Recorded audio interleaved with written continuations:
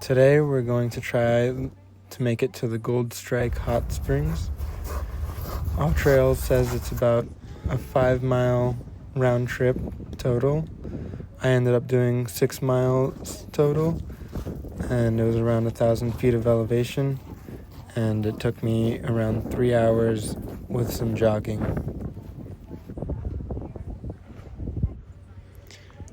Pretty close to the beginning of the trail, we saw some car wrecks. The highway was pretty nearby, so must have drove off the cliff somehow. This trail is very close to the Hoover Dam and on the outskirts of Las Vegas.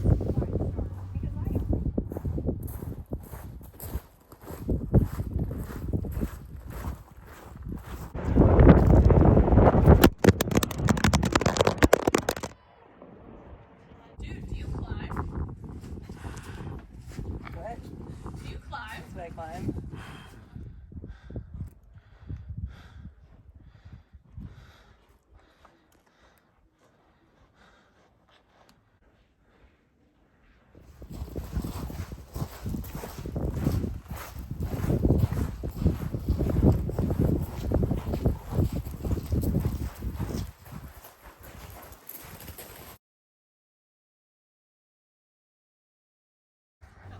So up to this point, it's just been mostly walking on gravel, a little bit of rocks.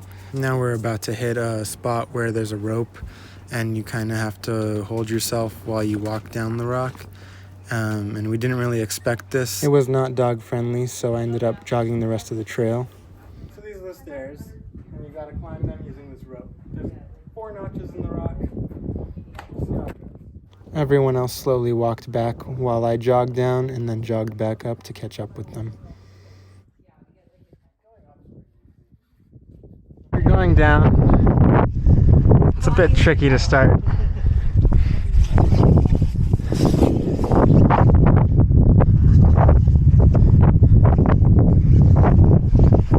Yep, that rock's slippery. Whoa. Not too bad. We weren't sure how many more spots there were like this, where there's a rope and you kind of have to hold yourself while you go down. There ended up being quite a few, so it's a good thing the dog didn't come. Next rope. Not as bad. Whoa. Okay. This rope's sturdier. This is more of a swoopy kind of bowl here to a drop. Yeah, but just kind of rappel yourself down. After doing a bit more research about this trail, which is within the Lake Mead National Recreation Area, I've come to find out that there's actually 8 of these rope-assisted areas up to 20 feet. This is a challenging yet rewarding adventure through a rugged canyon to natural geothermal pools. There is a free parking area, and the difficulty is pretty strenuous, involving class 3 scrambling, and is probably recommended for more experienced hikers, though I did see many people on this trail, so it seems like it's pretty popular. Class 3 scrambling involves using your hands to assist in moving upwards and finding your route on rocky terrain, but it doesn't require technical climbing gear or skills. It's characterized by some exposure where a fall could lead to serious injury, and the terrain may include steep slopes, large rocks, or a combination of both. While ropes might be used for safety, they are not always necessary. The trail is closed annually from May 15th to September 30th due to extreme heat risks. There's also hazards of flash floods that can occur, so avoid hiking if rain is forecasted.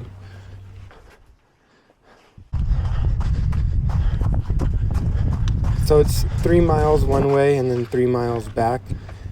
It might be around 4 hours of walking, depending on your pace. But if you're not in a rush like me, then you're probably going to want to spend some more time down by the water. And this could make this trip to be a 6 to 8 hour trip.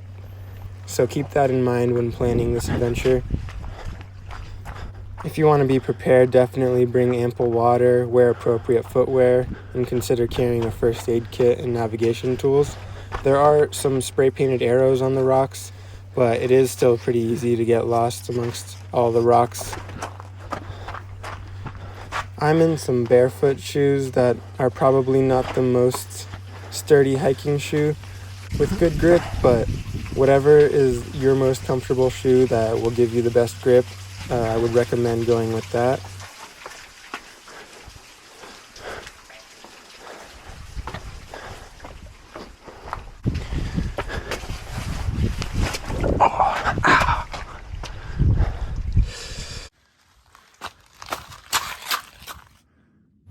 If you don't start early, maybe bringing a headlamp or a flashlight is a good idea. You definitely want sun protection, hat, sunglasses, sunscreen. I just went in with my clothes that I was wearing, and it was nice and refreshing, but you may want a towel and change of clothes if you plan to soak. This place is home to desert species. I didn't see any, but be wary of any rattlesnakes. There could be bighorn sheep, lizards, and various birds.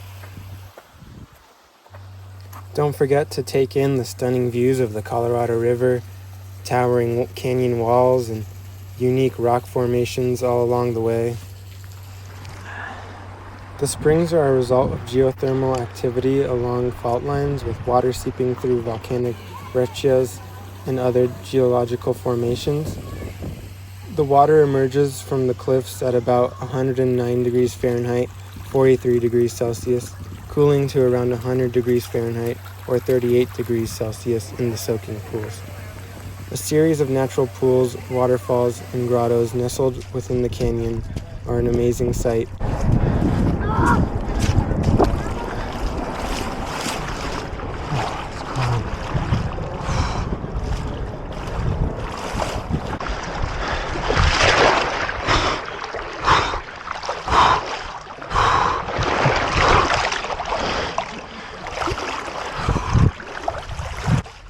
With the warm, fresh water in the hot spring, there is a risk of brain-eating amoeba, so avoid submerging your head.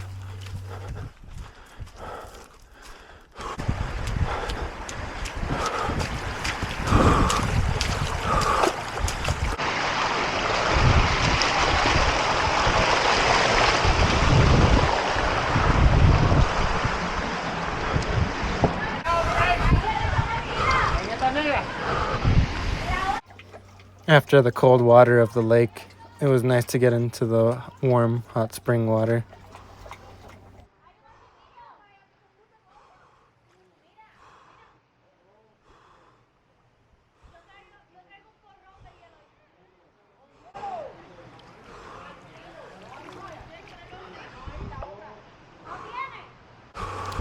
Time to head back up and catch up with everybody else.